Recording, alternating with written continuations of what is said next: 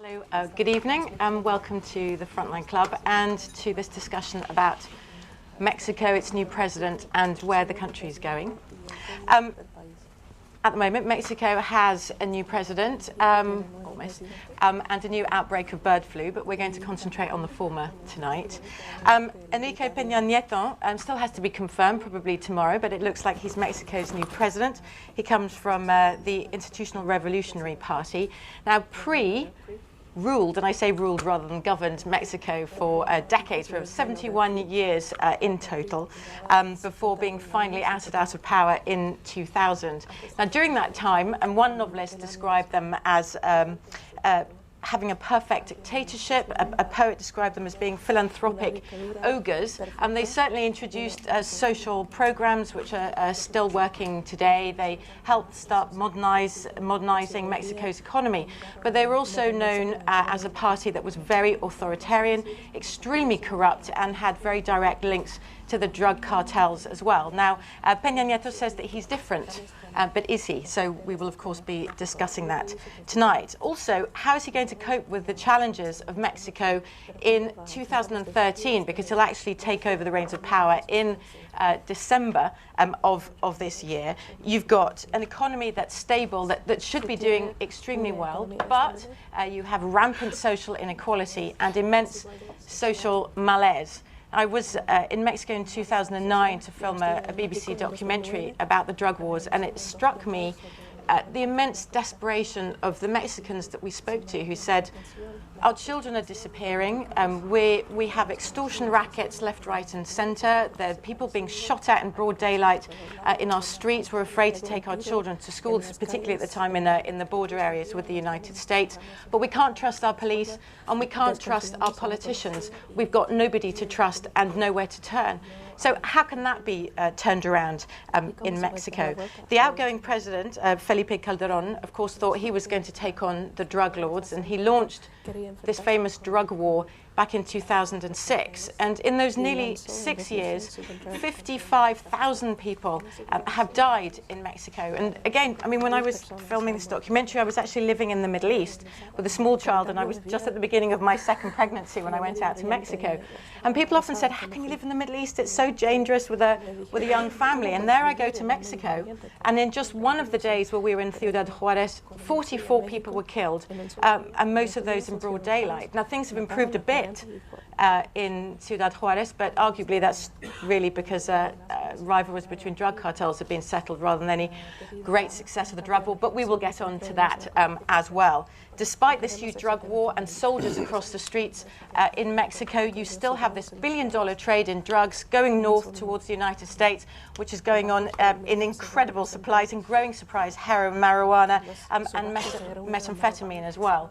And the violence has spread now from border areas and to other parts of the country as well. How is Peña Nieto going to deal with that, and can he? Arguably also, we'll discuss this tonight, as to whether the people of Mexico have suffered more as a result of this drugs war to date, rather than the drug cartels themselves. And we'll also, of course, have a look at the role of the United States.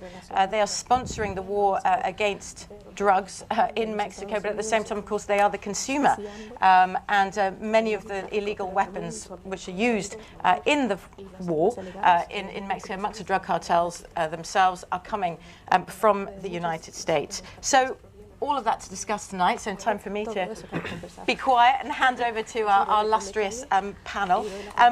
With us tonight, there's Rupert Knox, Amnesty International Mexico researcher. Welcome this evening. Peter Watt, lecturer in Hispanic Studies at the University of Sheffield and author of a new book. Lift up your new book. Where's your new book? Yeah. Highly recommend. Ed Viliami, a writer for The Guardian and Observer and author of America, War Along the Borderline. Mexico, sorry. War along, thank you very much. War along the borderline. There we have Sylvia Vasquez, a lawyer working in Baja California. She's working in the State Human Rights Commission. And then, last but not least, we have Juan Carlos Gutierrez Contreras, a Mexican lawyer who specializes in criminal law and in human rights as well. And so I think it's time for us to launch into our discussion. Because you're next to me, you're my first victim, Rupert. now we've got Enrique Peña Nieto saying that he is going to be different to Felipe Calderon. He's going to take on the drug problem, drug violence in Mexico, but he's going to do it in a different way. Is he? Can he? Will he? Well, I think only time will tell how far he's different. It's curious. The whole electoral process was curious because none of the candidates were really forced very strongly to define their policy very clearly at all. So he's won, or apparently won, at this stage without really having had to elaborate in any detail at all how he intends to be different from Calderon. So to some extent it's a complete blank page now. We don't know what he's going to do other than he's going to be different. And just in quotes in the papers today, he's saying it's clear what we've got to do. We've got to have a different policy, which is not really very useful. It's because he hasn't yet said how the policy is going to differ from Calderon. But if you take from the general statements he's said, then he's not going to pursue such a militarized approach, i.e. He hasn't said again clearly he's going to take the 50,000 troops who've been deployed as the frontline, so if you like, shock troops against the drug cartels, whether he's going to withdraw them and rely more heavily on the federal police. But the presumption is that may be a tactic. But again, it's unclear because the PRI's long-time connection with the armed forces and how that relationship has been, if you like, consolidated in this election is another unclear aspect. So there are many, many unknowns around his electoral victory, and particularly in concretely how he'll be different from Calderon. But certainly it will be interesting if what people have talked about, developing a policy that's more directed towards strengthening citizens' rights and citizens' security rather than simply armed conflict, if you like, or a version of armed conflict between the armed forces and drug cartels. If he can do that, if they can improve the justice system so they can actually prosecute the majority of those directly involved in organised crime, then perhaps there's an interesting way they could do it, but there's no indication of how they'd do that. Okay, well, I'd like to get onto the justice system in a bit, but Juan Carlos, I was wondering, I mean, we have had sort of hints about how the policy could be different, focusing on reducing violence as opposed to eradicating the drugs and the drug lords. Could this work? Okay, thank you very much for the question, but I can try. I speak in Spanish.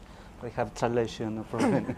La gran pregunta es si el México si el PRI que llegó ayer es el PRI nuevo o es el PRI de siempre. No, quería preguntar. Sí. Peña Nieto ha dicho que quiere ser diferente, quiere enfrentar al problema de las drogas para reducir la violencia en vez de ir en la guerra, excuse me for my awful Spanish,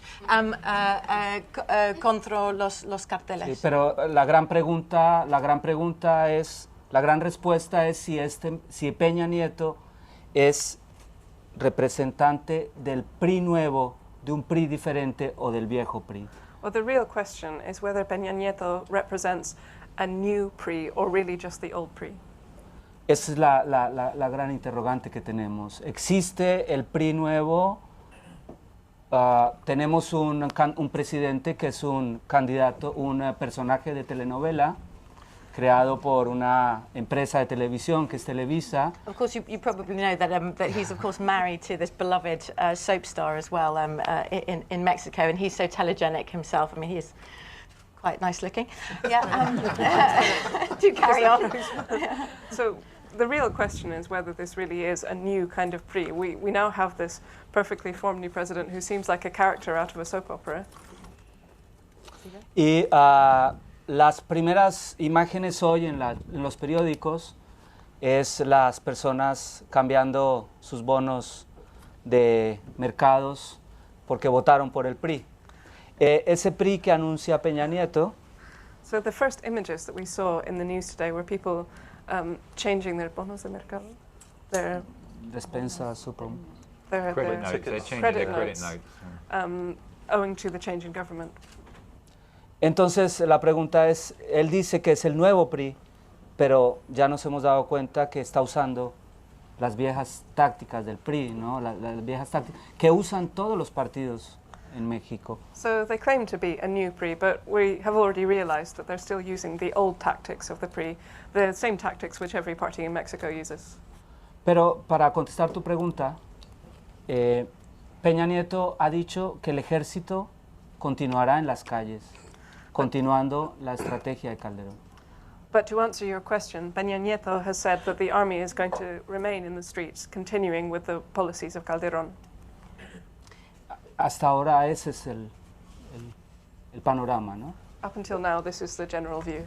I mean, what do you think, Ed? Do you think he's going to try and sort of dance a delicate dance between keeping the United States happy, if you like, with this war on drugs and having the military on the street, but maybe looking for a more local alternative, really, which is concentrating on reducing the violence that's affecting the Mexicans in their daily lives, and perhaps, if we're looking at what Juan Carlos was saying, going back to these old relationships, perhaps with the cartels, where we keep a bit of a blind eye and you keep a bit more quiet. Well, exactly. I mean, and, you know, he can do a number of things.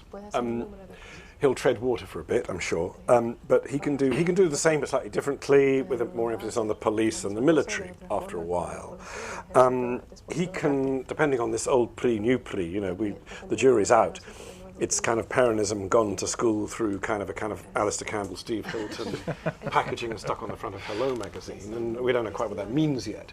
But if it is the old PRI, they may try to get back to this sort of idea of what in Italy they call the Pax Mafiosa, where you don't do a deal, but there are arrangements with the small cogwheels. But it's too late for that, because you have to have the old pyramidal structure to do that, and the Zetas have turned that into a pointless exercise, I think. I mean, who do you do the deal with?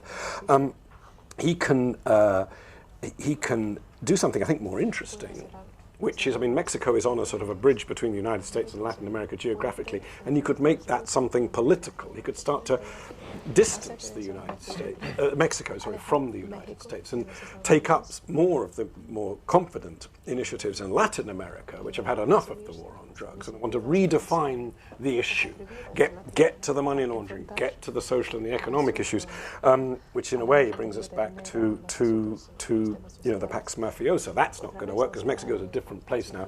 What he has to do, if the killing is going to stop, and I don't think it will, is to understand that this is not a Mexican issue. It is in part, of course. I mean, you know, there's something on the sort of the American left that seems to blame everybody except the people who are killing people. I don't agree with that. But it's an economic issue. It's a global issue. It's an issue which will spread. It is to do with consumption of drugs, insatiable, but it's to do with the economic environment in which Mexico finds itself, and we'll get onto that later. He can confront that, but that's a huge political question. It's a hemispheric question, and it's a global question. It's about the C word, capitalism, that we don't talk about much because it's the only kid left on the block. I promise you we'll get back to that later, Ed. I know you want to get back to that. But if we can stay looking at Mexico itself internally for the moment, Sylvia, I wonder if I could ask you, as a human rights expert and somebody who had to flee Mexico yourself because of your activism in the human rights field and because you were then threatened, do you welcome this idea to reduce daily violence that is affecting ordinary Mexicans, if you pardon the expression, in their daily lives?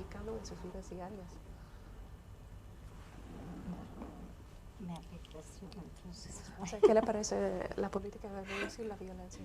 Bueno, reducir la violencia será un factor importante para todos los mexicanos. Será difícil que el actual presidente pueda realizarlo. Well, reducing the violence is something of importance to every Mexican. Whether the president can do so, con militares en la calle, with the army still on the streets, sin proteger a los defensores de derechos humanos, without protecting the human rights ombudsman, y sin combatir la pobreza. And without fighting against poverty. Great, I'm glad you introduced all the next themes I want to touch. So thank you very much. Sacaste todos los temas que quiero tocar ahora. Gracias. So, Ed, if I could, Peter, sorry, if I could come to you. As our sort of economics expert, it's going to be very. That's why I've decided to run. It's going to be very expensive, obviously, to really try and turn things around in Mexico. If you're looking at what's been suggested, rebuilding a corrupt police force, boosting it, as Peña Nieto says he wants to do, restructuring the judiciary, as he says he wants to do. I mean, if we have a look, you had Felipe Calderon boasting as to how many of the drug mafiosi that he'd arrested, but actually woefully few cases are actually prosecuted. I think the latest figure is about 5%. Can Mexico afford it?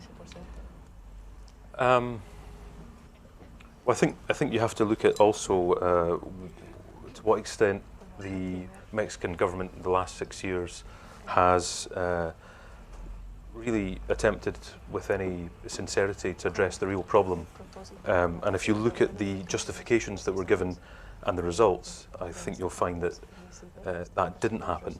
I don't think that the PRI and the new leadership really will make that much difference in terms of the war on drugs, because you've got to think about, first of all, who does Enrique Peña Nieto represent and what's his record. If you look at his record as I mean, he's old PRI in a sense, and his policies in the state of Mexico were of the repression of dissent, cracking down on protesters, allegations of corruption, and then more recently paying for positive media coverage in Televisa. Something, of course, he denies.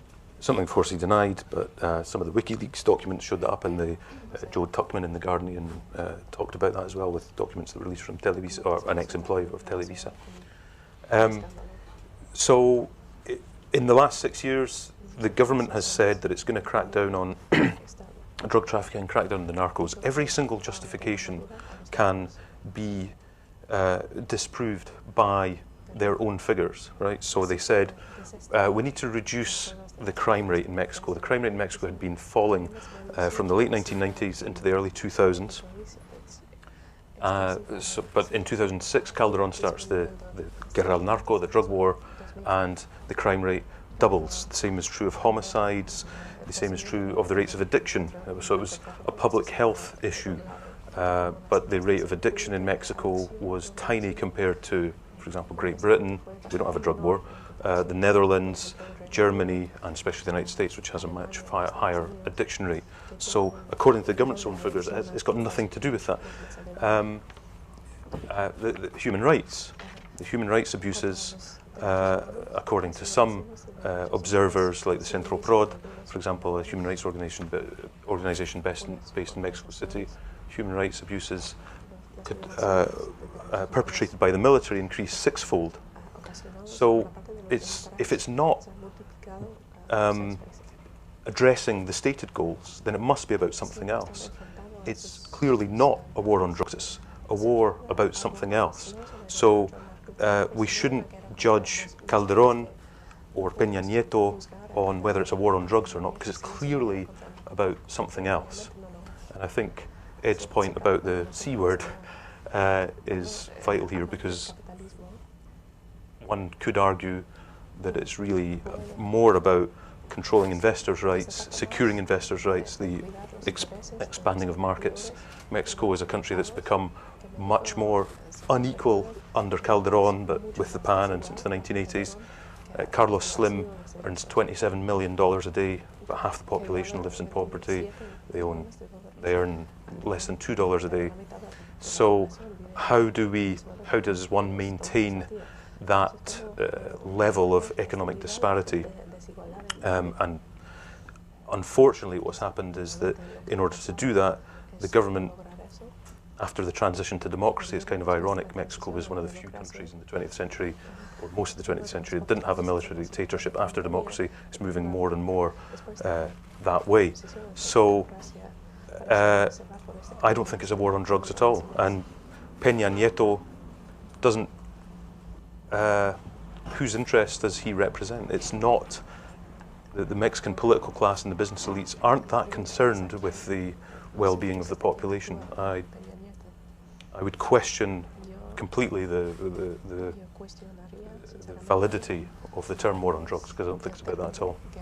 So it's interesting, considering all that you've said, though, that it wasn't just the elite that voted for him, was it, Juan Carlos? I mean, you have people, Mexicans, say, who in the north, who are definitely not amongst the rich Mexicans who voted for Peña Nieto. It's not just the elite who's looking towards him, who's given him their vote this time round in the election.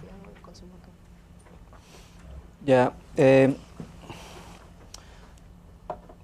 I like to introduce other I like to introduce other aspects in the discussion. For example, I have a question to the panelists. Mexico is a very important democracy in all the world, but the situation of journalists, for example, in 6 years was killed 78 journalists in Mexico. This is the big question, no? Because it's the Vargas Llosa say in one moment, the novel writer, he say Mexico is the pre-government is the dictadura perfecta, perfect dictatorship. Perfect dictatorship.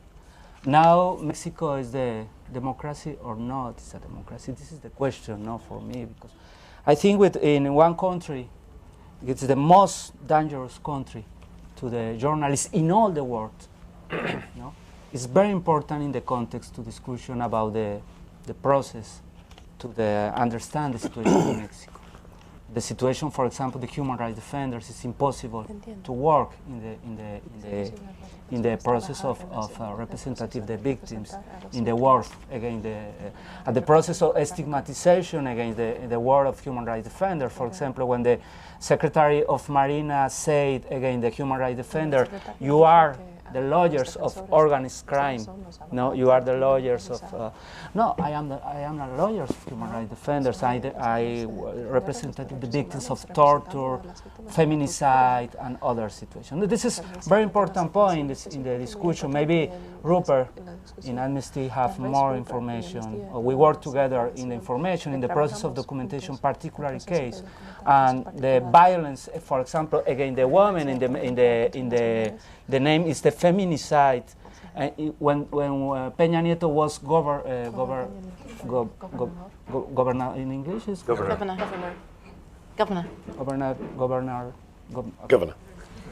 Forever. En el Estado de México. Mexico State. En esos 5 años fue el más alto índice de todos los feminicidios en el país, ¿no? In those 5 years, it had the highest rate of femicide in the whole country. Entonces la esperanza que tenemos desde el movimiento de derechos humanos no es mucha, no es muy claro. We in the human rights movement don't have much hope. We don't hold out much hope. If one wants to be positive, just for a sec. Let's just imagine. No, because I have only 5 minutes. No, you're right. I don't mean to introduce my point. They're completely valid points. They're totally valid points. No, absolutely. I don't mean that at all. What I mean to say is, just say, imagine that Peña Nieto really does want to do something. Okay, so imagine that he is serious about dismantling, the power of the drug cartels and reducing the violence. One thing that we've sort of touched upon here already this evening is that the power that they hold, supported by allegedly by politicians. We talk about a state within a state, a narco state within a state. Of course, it's not just a matter of getting rid of drug barons or stopping transport of drugs out of the country. I wonder, Peter, if you could just sort of really paint a picture of that. I remember one of the journalists I spoke to at the time, he said, the narcos, they're in our bedroom, they're in our kitchen, they're in our businesses.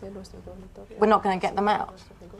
Well, I mean, let's assume that Peña Nieto is wonderful and he's the beautiful what are they called? Soap opera, telenovela. Beautiful soap opera star, and we all love him because he's great. And he's really sincere about wanting to counter this.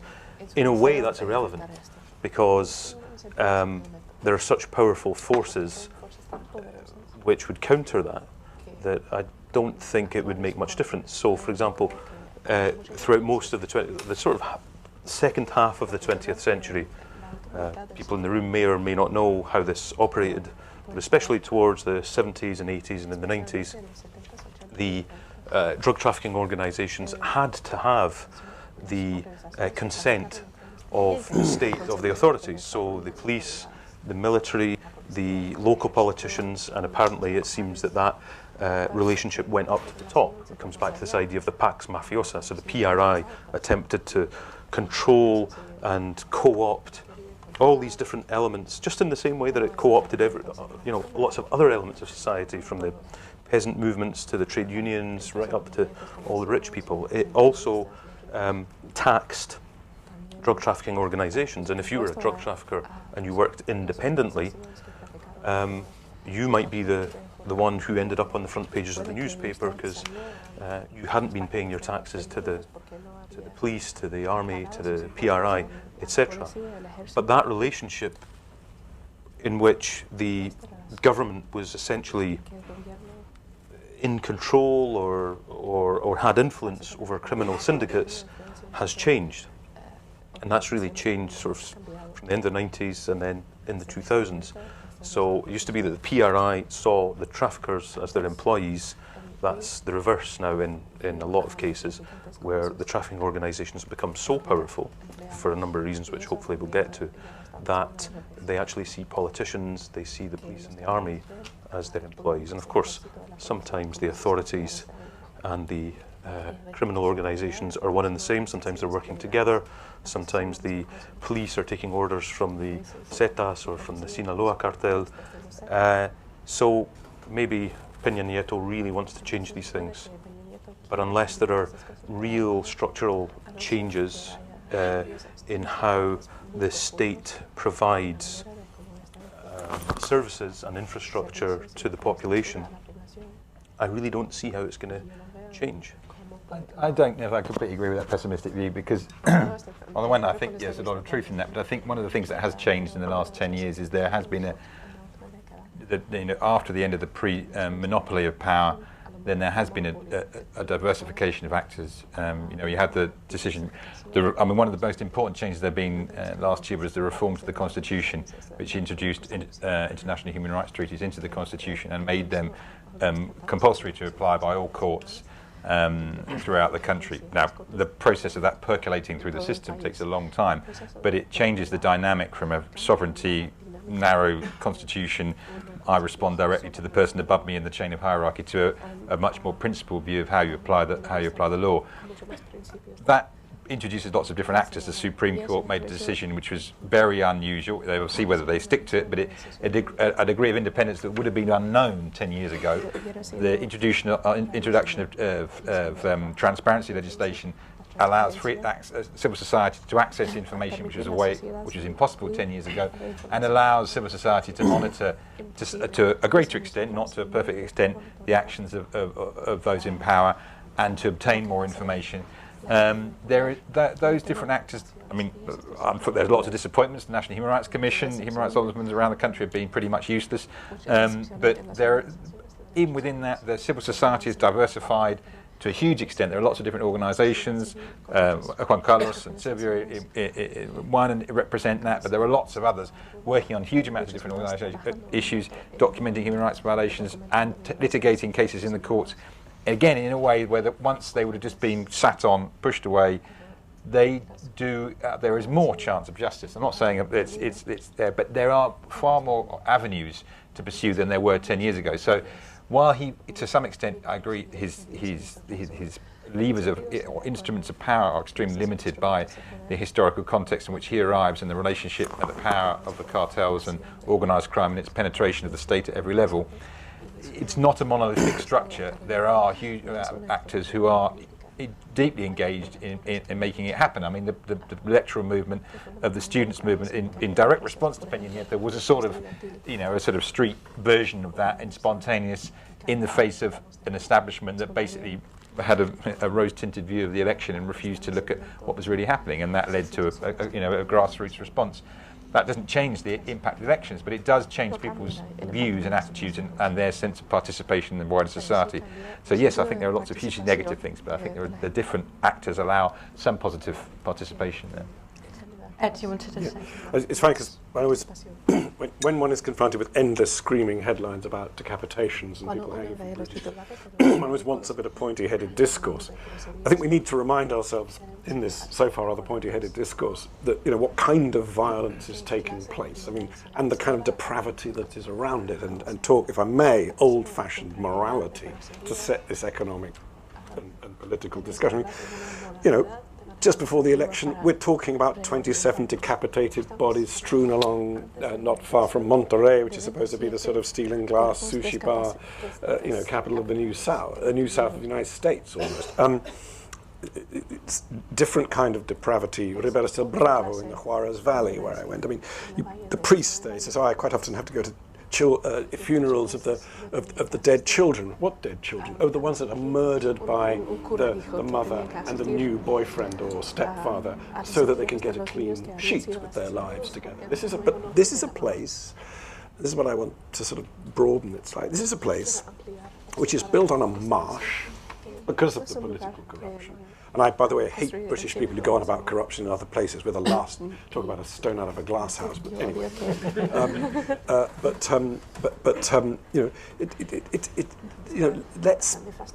it is not old-fashioned to talk about depravity, depraved violence, depraved livelihoods. And so you have a sort of, if I can dare use the term without being accused of being something like someone from a Kansas pulpit, moral collapse. But that doesn't start at the bottom, it starts at the top. The reason Ribera del Bravo is like it is because the maquiladoras, the assembly plants, arrived. People thronged to this part of Mexico, not to cross the border, but to work on it.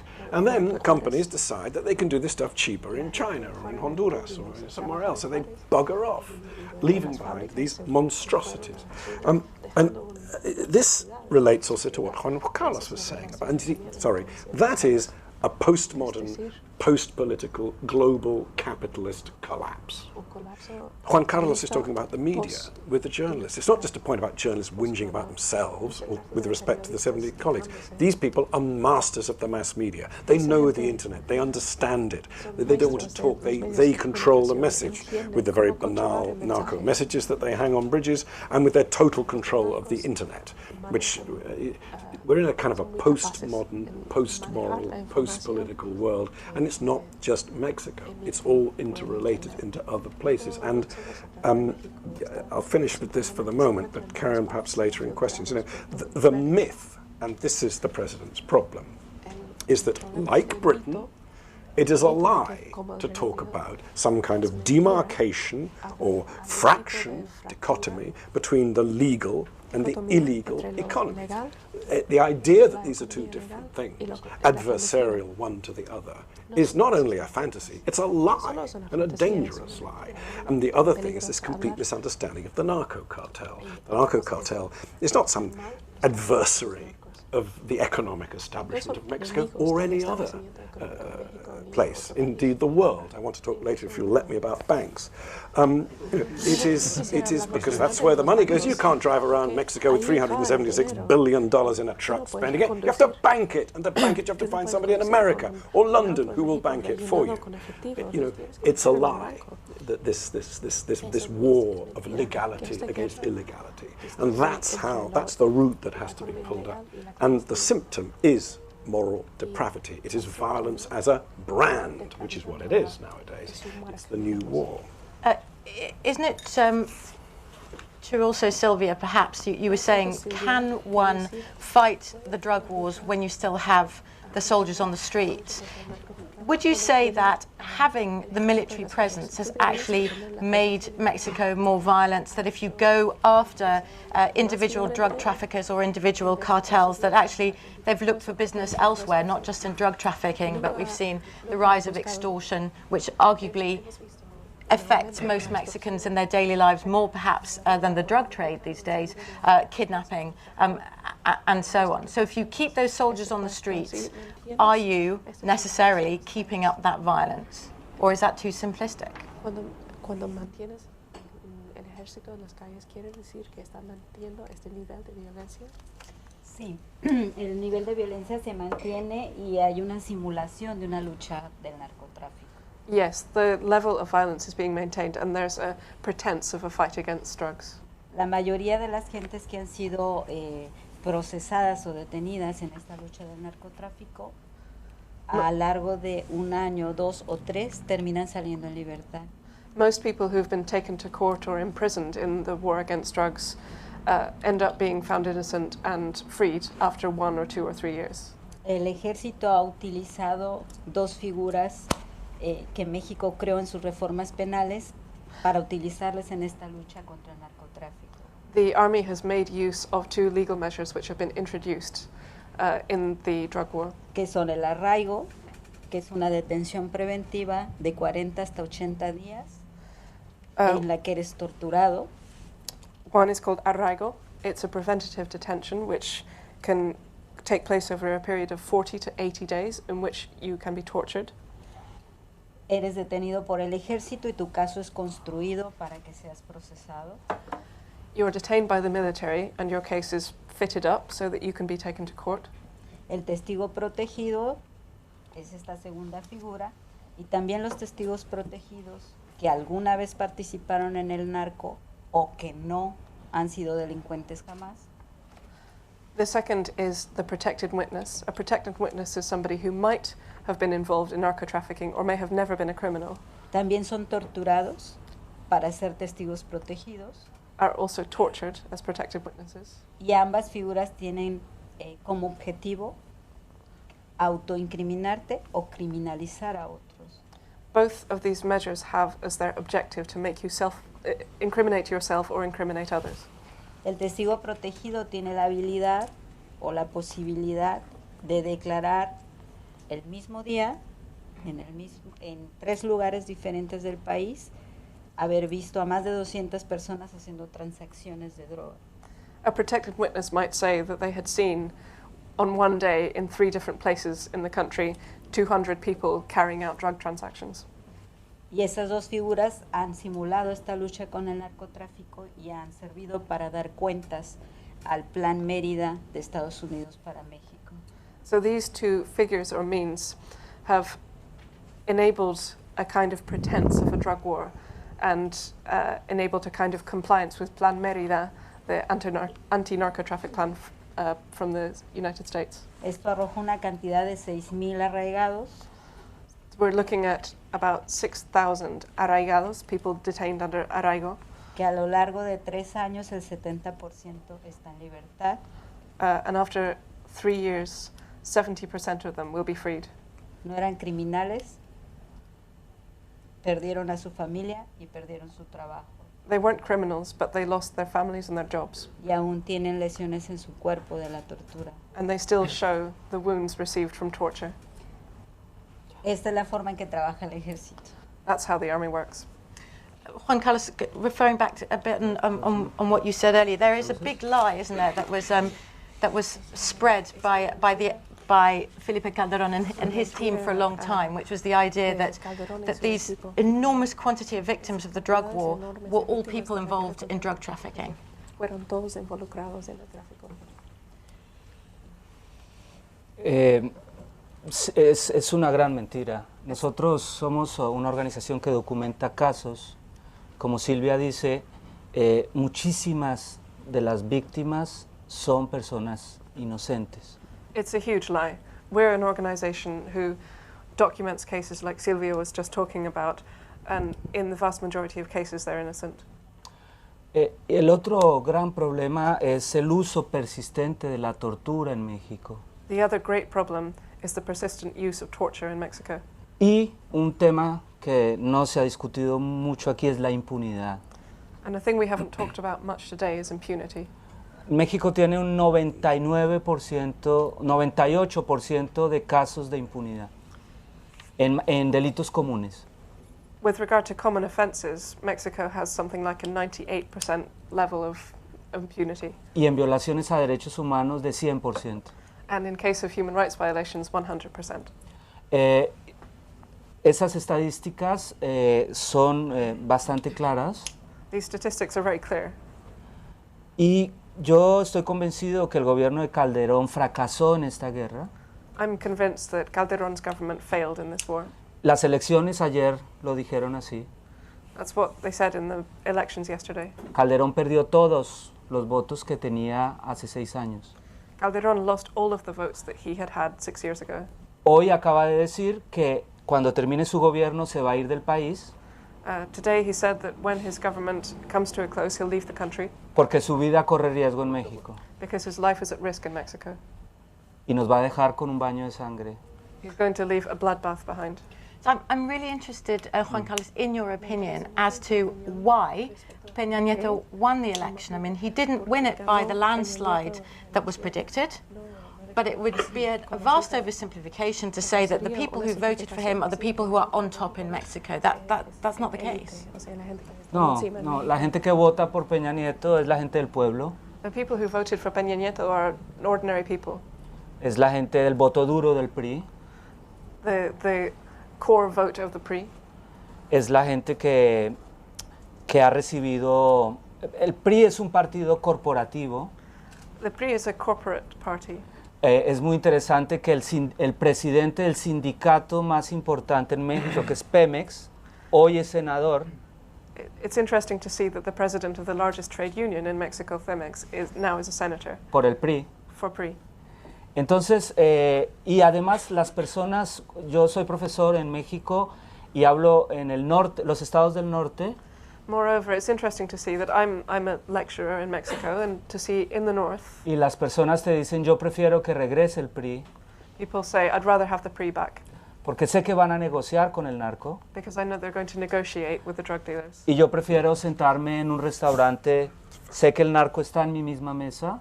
I'd rather be sitting at a restaurant with the drug trafficker in the same table. Pero él va a pactar con el narco y vamos a poder vivir en paz.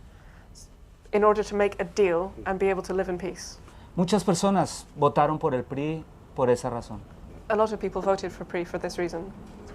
Of course, there were lots of whispers, weren't they, that under Felipe Calderon that he also closed his eyes to the biggest drug lord of all in Mexico, Joaquin Chapo Guzman, and may have arrested others, but hardly touched him at all. There is this bounty on his head in the United States. Ed, I'm now going to let you loose on the United States and on the wider picture, because if we look at the US, this is a very interesting relationship. The US, of course, pumping so much aid money into Mexico, military aid, but also this to fight crime, to fight in the drug war, and yet being the huge customer that it is, and all of those illegal weapons that keep flowing over the border. Where is that going? The money. Where's that relationship going to go? Well, I think, back to what I said before, I mean, I think if Mexico is going to be serious about this, they can't go on being the handmaiden of the United States. As Juan Carlos has said, I think he's absolutely right. A lot of people voted for the PRI. Just please, can we end this at any price? I want to go on with my life. I want to take my kids out for an ice cream without, in not just on the border, but in places like Acapulco and Veracruz. I think there's a slight, again, I'm slightly against the grain here. I think the cartels would have a bit of a laugh if they listened to a lot of sort of, liberal middle-class people blaming everything on capitalism and the PRI and everything. I mean,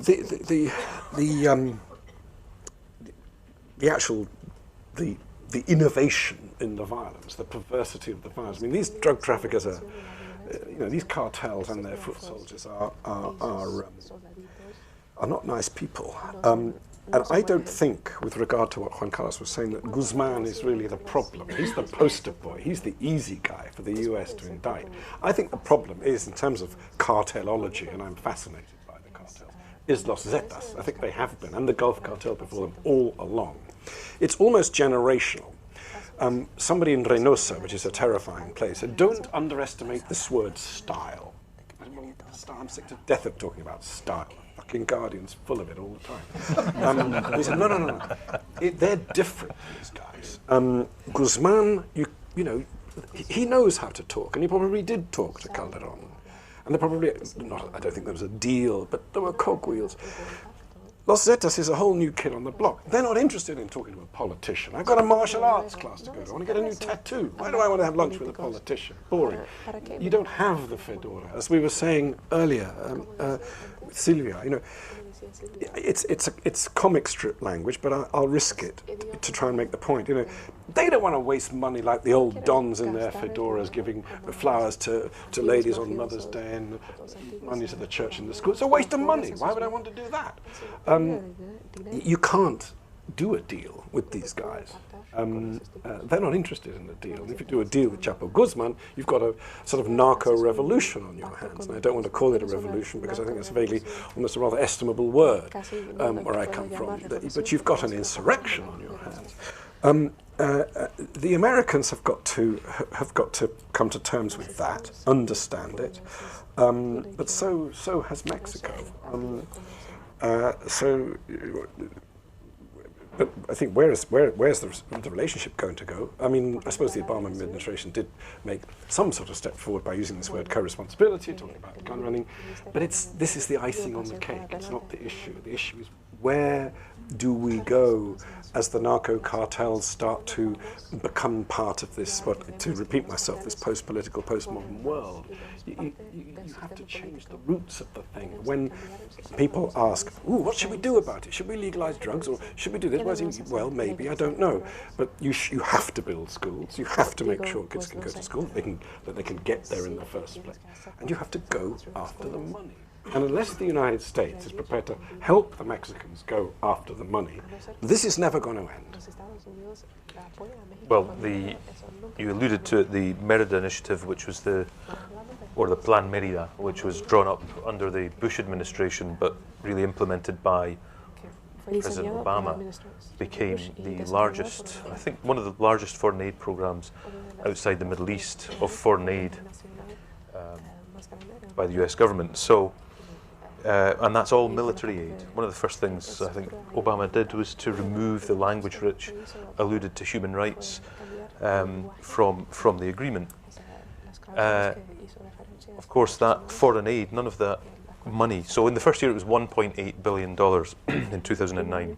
And most of that goes to Mexico, some of it goes to Central America and the Dominican Republic. But that's all spending on military aid, and it all goes to US military contractors, it goes to the US Army. So in essence, none of the money actually leaves the US economy. But what is it that is so important to the government of the United States that they feel that they have to invest so much money in military spending, in training Colombian military officers, in getting Colombian military officers to train the Mexican military, and so forth. Of course, Mexico is now, with Colombia, one of the key US allies in the region. So the role of the United States, in a sense, the United States has lost some power throughout the region, because some of the countries, especially in South America, are integrating with each other, and there are some moves towards independence, sort of economic independence, integration with each other. The trade is changing from being less dependent on the US economy, which is the dynamic throughout the 20th century, to trade links with China, to South Africa, to India, and with each other to Brazil, which is the emerging power in the region. So how to gain or maintain a foothold in the region. In the case of Colombia, it involved huge military spending. Colombia was the biggest military aid program outside the Middle East, and now it's Mexico. Yes, to some extent I agree with that, but I think it's actually true. I think it's wrong. I think the Merida Agreement was a purely political gesture. The money was irrelevant. The money was basically money that Mexico had anyway. What it was a statement that the PAN was changing or resetting the relationship with the US administration to a large extent, and saying they were, whatever you want to call it, blood brothers, or they were closely connected. The old discourse of the PRI, which had been essentially a nationalistic discourse to the public while doing the deals under the table with the US, had maintained this sort of deeply hypocritical relationship, but while dealing, as I say, completely darkly under the table, while holding this nationalistic, the sort of third way level. Whereas Calderon jettisoned that and said, no, we are political, but also economically, and Mexico, due to NAFTA, is economically wedded to the US. And you talk about, you'd have to unpick all that, and there is no way.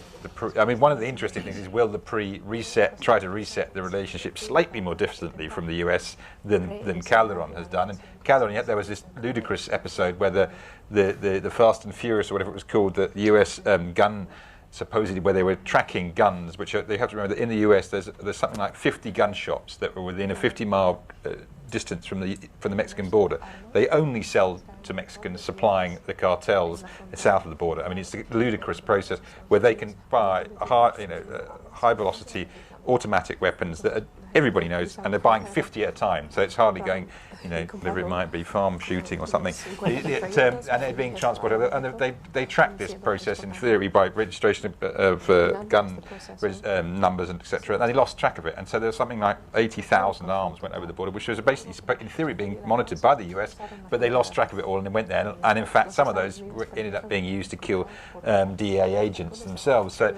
And then the US was found to have been completely negligent in how they managed this process. But the Mexicans did absolutely nothing about it. They complained rather limply the fact that this had happened, and they hadn't been told. Well, hadn't they been told? Again, it's one of those things. It's probably doubtful, at least at some level, they were told. But it was an indication of how close the relationship had grown, that they wouldn't really voice any strong criticism of the US, despite this catastrophically mishandled policy. But so I think the merit, just in that final point, the merit that it started off that, but in fact the merit that they largely now, the financing of Merida it's computerization of migration, judicial training. A lot of the military aspect has been dropped, and it's very distinct from the Plan Colombia. And it's really a much more, as I say, a much more a political statement between the two governments. And given the US election and given the Mexican, I don't quite know where it will go in that, but it'll be quite interesting to see how it develops. But clearly, in terms of the US, they are wedded to a very militarized approach to the drug war. And when it became clear, and the WikiLeaks demonstrated that, they became distrustful of the army and its ineptitude and its corruption. They then decided, okay, the Navy looked better bet. We'll start investing in the Mexican Marines to carry out the drug war, and that was why you suddenly saw a large deployment of Mexican Marines, who then started committing mass human rights violations as well, because they employed exactly the same policies that Sylvia said in using detention, fabricating crimes, etc. But the US is wedded to this militarized approach, and so far the Mexican government seems to be locked into that mindset. But as Ed said, in reality, that's all irrelevant, because in none of it, and it comes back to the point, is that how many Mexican politicians throughout this war on drugs have been arrested? I mean, there's probably a handful of senior politicians, because the political establishment are deeply penetrated by the whole process and are completely protect the whole process. And there is no, and going back to the impunity issue, until you start tracing the money and you're actually holding people who are connected with this, then you really begin to tackle it. And nobody has done that at all, and Calderon didn't touch it at all. I have so many more questions, but I know you do. So it's over to you now. Hi, Fred. Bueno, creo que no hay que esperar mucho para pensar. Peña Nieto ha decidido contratar como asesor de seguridad pública a Oscar Naranjo, que es jefe de la Policía Nacional en Colombia. So Peña Nieto has decided to take on as his top security consultant Oscar Naranjo, who is ¿cuál es su cargo en Colombia? El jefe de la Policía Nacional. Chief of the Colombian National Police. He's retired. Él ha dado ya declaraciones acerca de la ampliación del Plan Mérida. He's made a few statements about fulfilling Plan Mérida. Ofreciendo crear una gendarmería única, una policía única. Starting to create a united police force. Para México. From Mexico.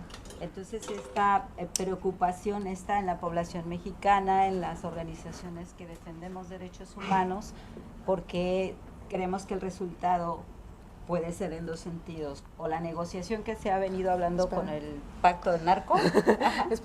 So the concern on the part of the Mexican people and the organizations which work on human rights is that puede haber los dos puntos, es la que puede pactar con el narco Peña Nieto. So Peña Nieto could make a deal with the narcos in two ways. O ampliar el Plan Mérida, como lo han dicho, y la violencia se incrementaría hacia los grupos de defensores, la pobreza y la militarización a un total en el país. So the Plan Mérida could be broadened out still further, which would lead to an increase in violence against human rights defenders and other people in a state of criminality in the country. Y ninguno de los escenarios es mejor. None of these situations is particularly good. Very short comment. Very This format is very interesting because the people now have more questions about the situation in Mexico. I have other question. What is the position to UK in this process? Okay, well, this will have to come to later because Maybe everyone's European Union. What is the position to Spain, for example? Spain now is the most important country in European country. Have many interests in Mexico, in the economy in Mexico. No, what is the position of European Union in this in the situation in Mexico, the UK? What is the position? No, maybe in the public we have the answer. No. But it's over to you in any form. Answers, questions.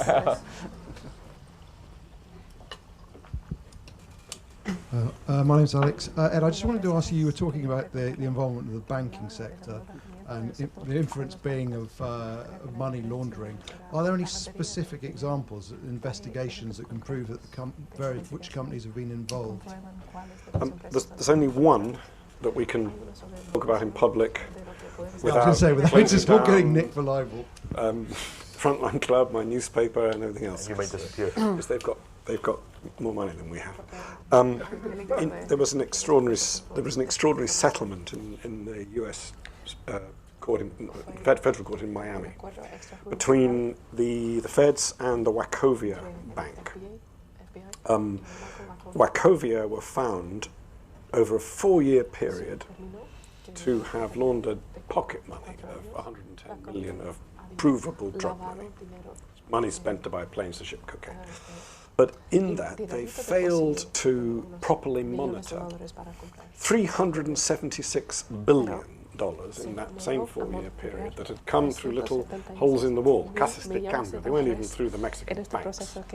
That's a lot of money in 4 years, something like a third of the GDP of Mexico.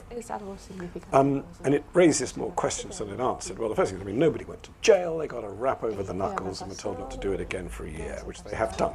Incidentally, Wachovia was now bought by... It's a bit like the bit at the end of prescription drug ads in America. The company was taken over by Wells Fargo, which has cooperated fully with the investigation, and Wachovia is now in the clear. And it was no suggestion that Wells Fargo was involved in this. No, seriously, there is no sure. They put these things on the internet.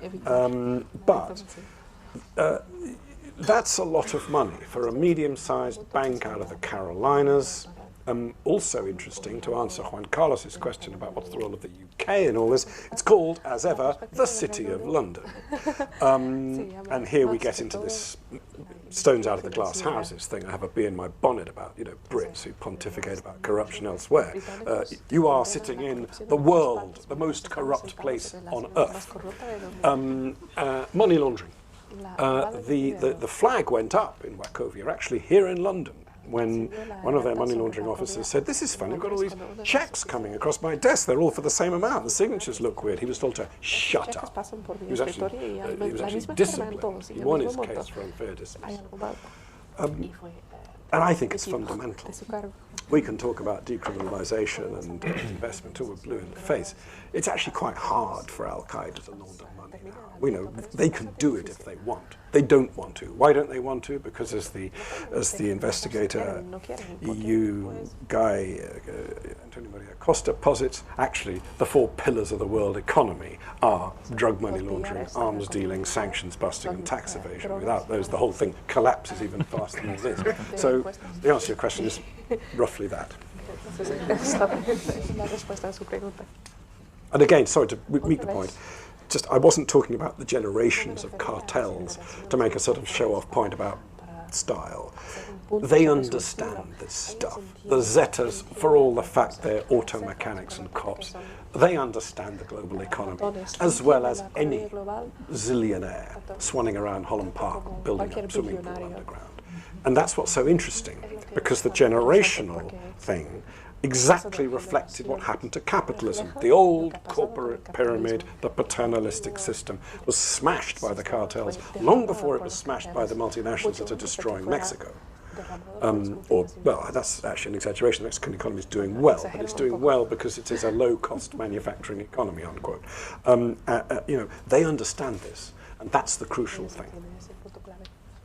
My name is Nick, and I wanted to ask the question, assuming the war on drugs isn't working, is there any radical thinking in the United States around what to do about consumption, and if there is it seeing the light of day, or does it have any chance of seeing the light of day?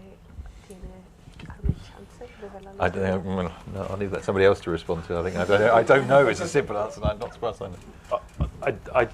Well, I don't know either, but here goes anyway. So one of the arguments is, I mean, California is one of the states that's looked at the legalization of marijuana, for example, and you know, in fact, if you look at polls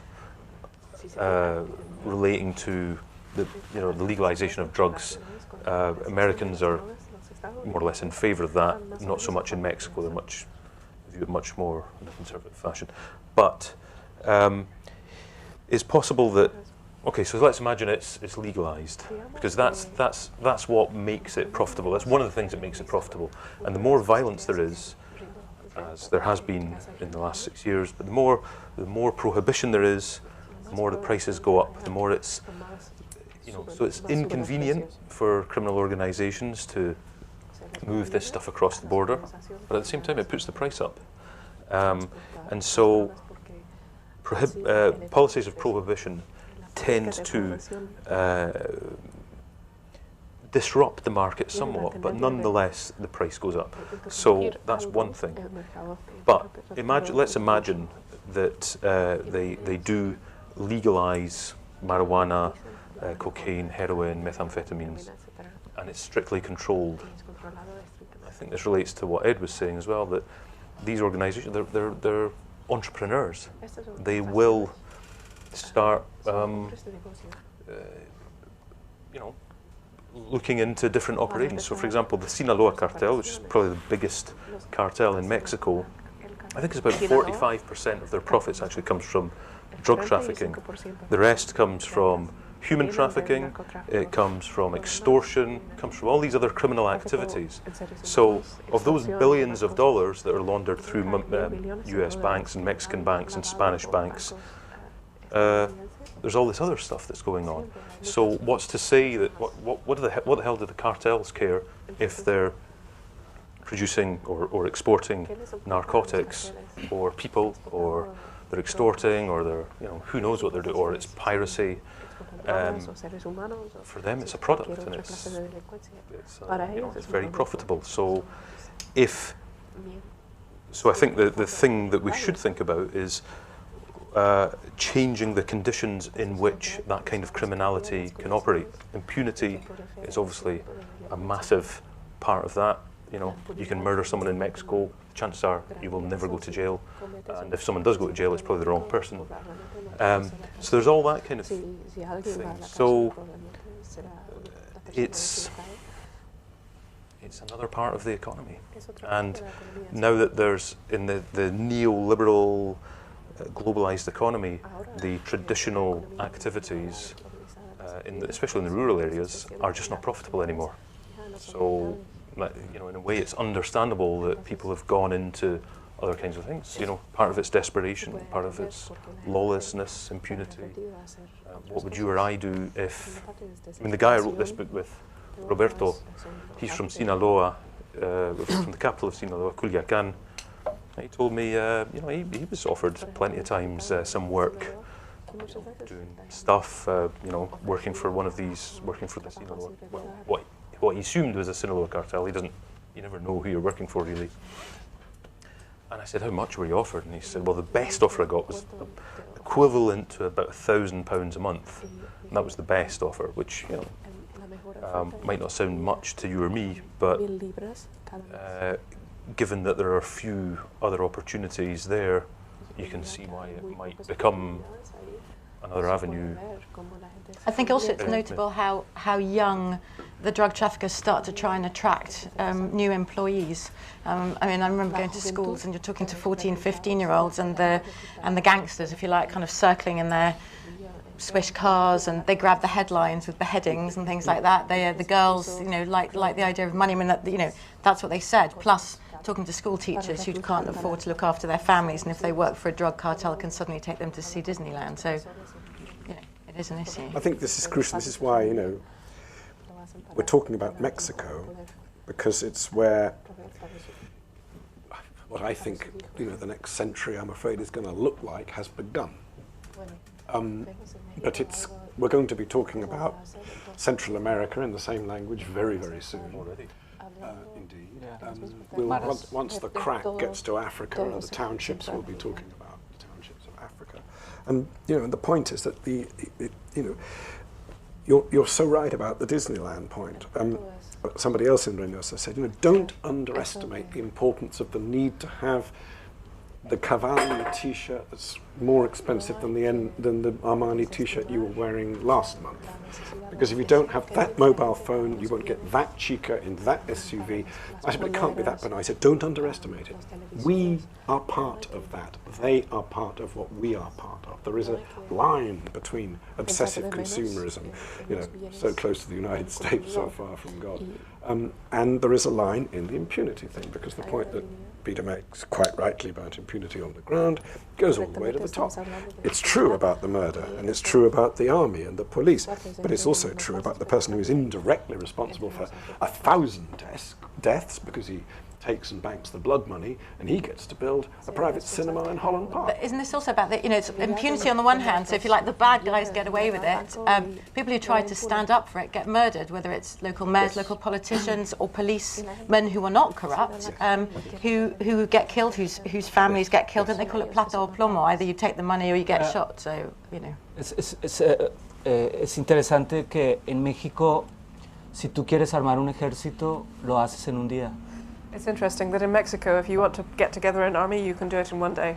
Tienes miles de jóvenes en pobreza que les ofreces 5,000, 2,000 pesos en Sinaloa y armas ejércitos de jóvenes porque tienes dinero, armas. There are so many young people out of work that if you go around and you offer them 5,000 or 10,000 pesos, then you can put together an army easily. La frontera con Estados Unidos está abierta para entrar armas hacia México. Ahí ustedes recuerdan Rápido y Furioso, ¿no? The border between the US and Mexico is completely open as far as getting arms from the US into Mexico, as you remember from Fast and Furious. Y la gran pregunta entonces es, ¿vamos a ganar la guerra con el ejército en las calles si no hay inteligencia militar, si no hay inteligencia, policía de inteligencia? So the big question is, are we going to be able to win this war with the army in the streets if there's no military or police intelligence? ¿Por qué tenemos que poner la sangre en México y en los Estados Unidos no están tomando las medidas necesarias? Porque podemos poner los muertos en México y en los Estados Unidos no se están tomando las acciones necesarias. Because the people are turning up dead in Mexico, but the United States is not taking adequate measures.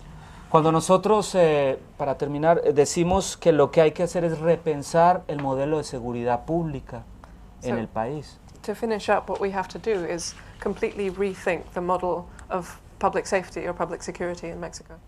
En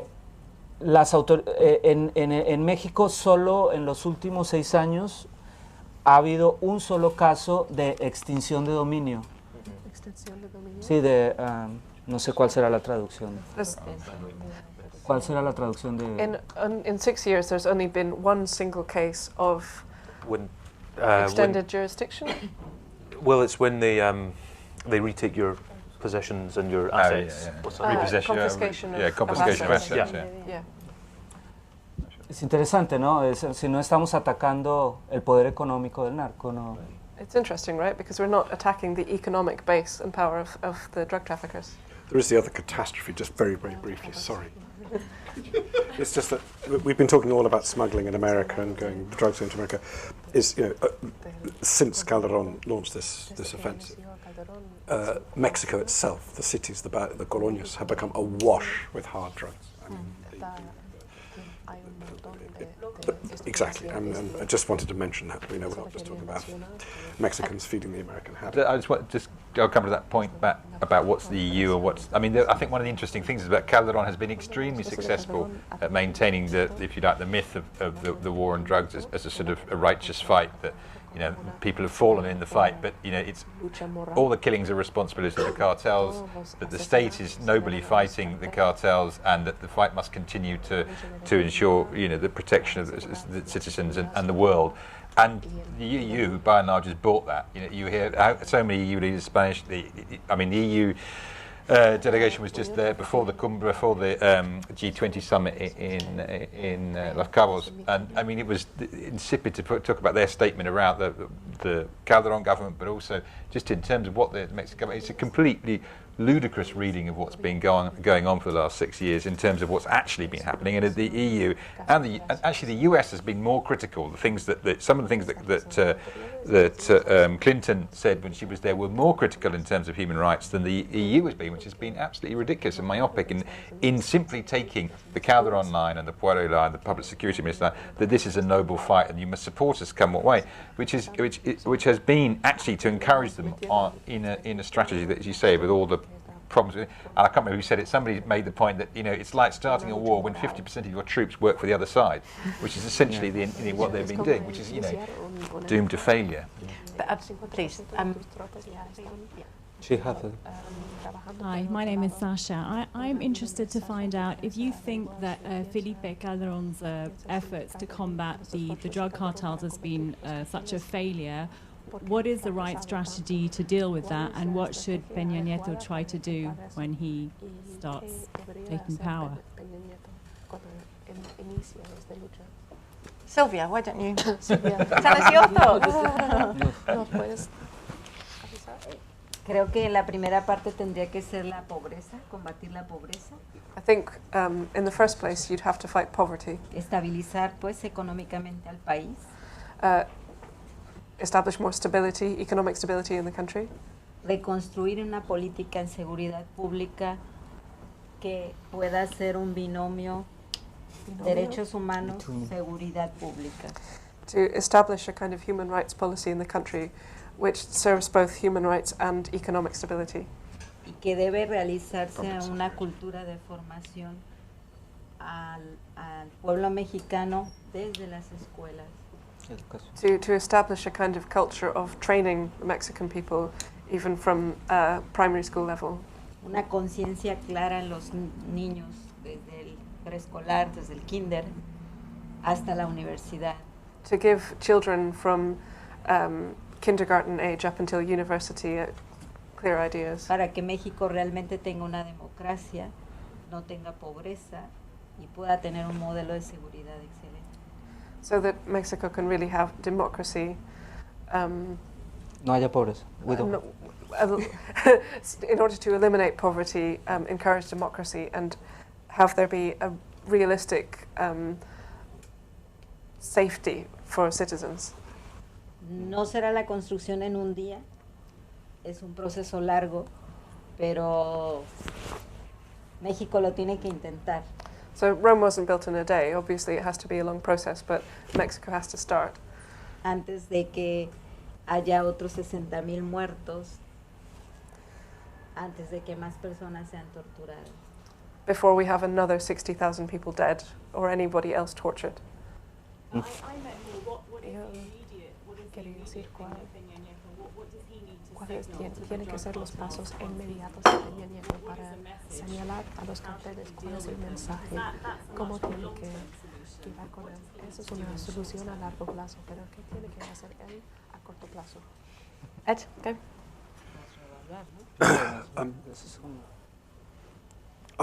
Immediate. I mean, as in the next 2 months. The signals. Yeah, I think. The idea of sort of strength, the term "strengthen the police force" doesn't cross my lips easily in any context. But when if it's a choice between, Silvia's used this term "public security." I mean, I think there has to be some sort of shift from this is somewhere where you put the army to somewhere where you put the police. The problem is that if you asked, to be honest, with respect to people here, if you go to the colonias of Matamoros and you say, who would you rather be stopped by at night, the police or the army? Most people would actually say the army. Well, I think there was maybe I'm wrong. But well, there was a recent survey saying that 8 out of 10 Mexicans are still in favour of keeping the military on the streets. We can be as liberal as we want. We can't argue with that. I mean, the police forces have been so manipulated, and also this sort of fragmentation of the market, the internal market, has released the municipal police forces to basically becoming their own little mini colonia gang cartel, semi-affiliated, vaguely. The narcos invented outsourcing. It was their idea long before local authorities or corporations clocked on this. And you've got an outsourced narco drugs. But I think, to answer your question, I think the first thing is, these are not barrels with a few rotten apples. These are barrels full of rotten apples, and that's got to be sorted out. I mean, as I say, emotionally, politically, I've never said this before in private or public, strengthen the police force, but reform it, yes. Reform the judiciary system, transparency, make the police accountable, make it policeable by society, which it isn't. Put up their wages, perhaps. That would be, to me, the obvious number one thing for him to say tomorrow, rather than we're going to keep the army on the streets. Because while the army's on the streets, people have got to change that priority about who you're most scared of being stopped by at night. And I'm not, I have to be very careful with this, I'm not entirely against making little arrangements with the small cogwheels in society. I think the cartels do, in the end, condemn themselves to respectability. Cosa Nostra in Italy is more legal than it is illegal nowadays. I mean, depending on what legal is. I'm not actually, I don't think that's a bad idea. Colombia, for all the problems that it still has, did go down that road and didn't do too badly out of it. I know that good liberals aren't supposed to say that. And the other thing you can do is actually, I think, make an early, clear signal to the United States: we are not impressed by your war anymore. We are interested in what happened in Cartagena recently with President Santos of Colombia, and we want to enter that discourse, which actually most of the diplomats want to do. So I'm really sorry. I'm very aware of time. You have a question?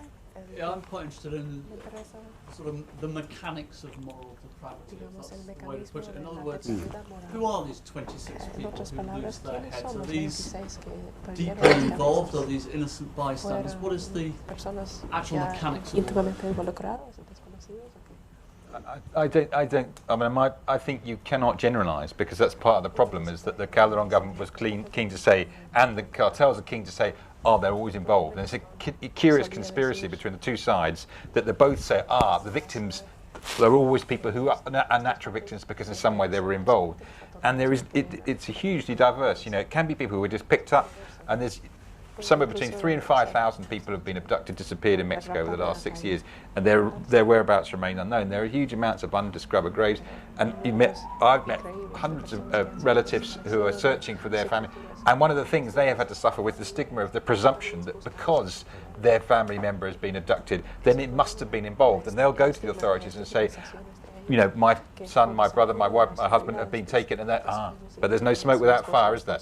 And and they have to live with that, and that's the presumption. And you can't generalise to say that somehow or other they are involved or they're not involved. And that's part of the problem, is because the total absence of a justice system that functions is that nobody believes the justice system anyway, so everybody draws their own conclusions. That's why when anybody is ever arrested, the first thing they do is put them before the cameras and say, no charges have been filed, and the arraigo, as we talked about, there's no charges filed in arraigo, so the presumption is that person is guilty, and that's how they then build a case on the presumption that person is guilty. And if you like, the justice system falls in behind that. And so the problem is you don't have anything reliable to judge on, other than, as a researcher talking to people, you try and investigate, same as a journalist, and probably try and establish the same things. But that's all you can do in an individual case. It's so difficult to establish beyond that. And I think you really have to be careful of making any presumptions about who that. There's obviously a huge amount of people involved. There's no doubt it's a big, vast industry, but you can't necessarily say that somebody who's had decapitated or not. It's just there isn't enough information to say. And while if you read some of the accounts of people who are what's called spotters for the cartels, then those people, they often may not have any choice of how they got into it. They may have done a small job to start with, and then they got drawn in, and they've been a spotter. And there's only one way out. You either move up or you die. So you don't really have any exit route from that. And so it's a conveyor belt in one way. And you die anyway, by and large. But if you see what I mean, you're only faced with an immediate choice of live today, or die today. And so that's how it functions if you get sucked in. So it's all very difficult to opine that these people somehow have lost their moral values. But to some extent, many people didn't say, I'm going to become a sort of, this. It was a force of circumstances that led to that. And most of us, we'd be unwise to presume that we would act differently in some of those circumstances. That's not to say that the hierarchies that run these aren't very conscious of what they're doing and the use of terror and fear, etc. But the state has also done that, and they do exactly the same with the military, how the military have used that.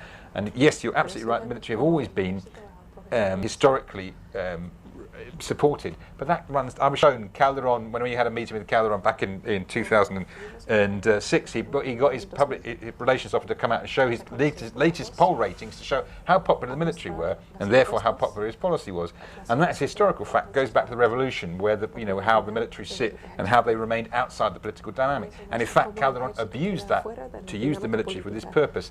And to some extent, that's a struggle that's going on with them in the military too. Is about the fact that they have been served this function, which to some extent has undermined the very credibility that they had, and that Calderon has taken advantage of. So there's lots of factors in there that you can't, that are at play there. Yeah. No, cortico. Cortísimo. Sasha, en México hay un dicho o una frase que dice que el remedio es peor que la enfermedad, ¿no? In Mexico we have a saying that the cure is worse than the illness. En Ciudad Juárez, Ciudad Juárez fue la ciudad más peligrosa del mundo, creo que aún sigue siendo. No. Segundo ahora. Después de Afganistán. Ciudad Juárez was previously the most dangerous city in the world. It's since been replaced by somewhere in Afghanistan. ¿Por qué? Porque Calderón militarizó la ciudad. Because Calderon militarized the city. Las personas denunciaban que cuando el ejército llegó, incrementó el secuestro, las detenciones y la violencia. People complained that when the army occupied the city, the number of kidnappings and murders increased. Lo que creo yo que debe hacer Peña Nieto es retirar el ejército. What I think Peña Nieto should do is take the army out. Porque el ejército es parte de la enfermedad. Because the army is part of the problem. El ejército es corrupto. The army is corrupt. Vive del negocio del narcotráfico también. It lives by making deals with the drug traffickers. Esa es un poco la respuesta. That would be the response. Muy difícil tu pregunta. It's a very difficult question. I'm really sorry to have to leave it there, but of course panellists are around to be jumped on until they run out of the front door. Thank you so much, all of you. Thank you, Rupert Knox. Thank you, Peter Watt. Thank you, Ed William. You have to tell me if I'm pronouncing this right. I'm so it's in the eye of the beholder.